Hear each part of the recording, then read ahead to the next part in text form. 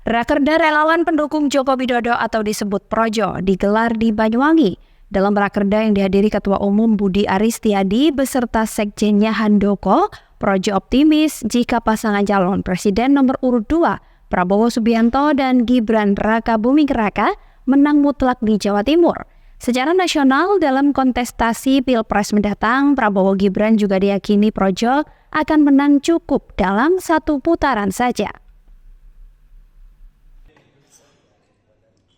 Yel-yel dukungan terhadap Prabowo Gibran oleh relawan pendukung Jokowi atau biasa disebut Projo terus dikumandangkan dalam rapat kerja daerah Rakerda Projo Jawa Timur di Banyuwangi.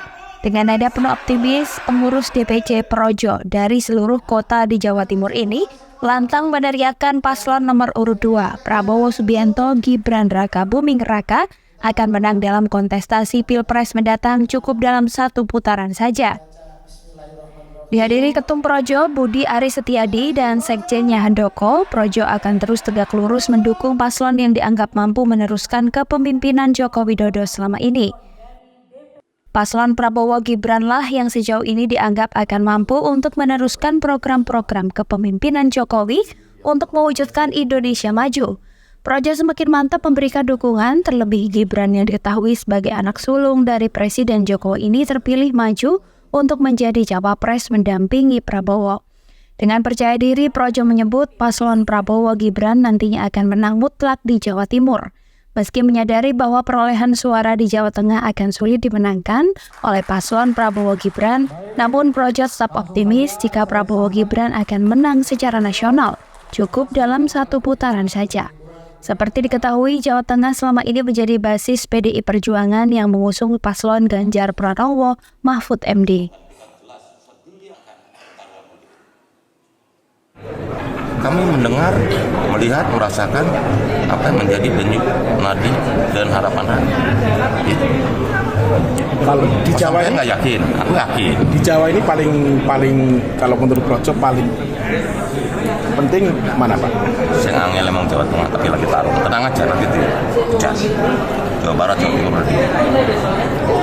Harapan Pak Ketum untuk depan Projo bagaimana? Ya Projo kan di tangan anak muda sekarang Mas Bayu Erlangga, gitu. Mudah-mudahan Projo ini bisa melihat terus bertransformasi dan mengawal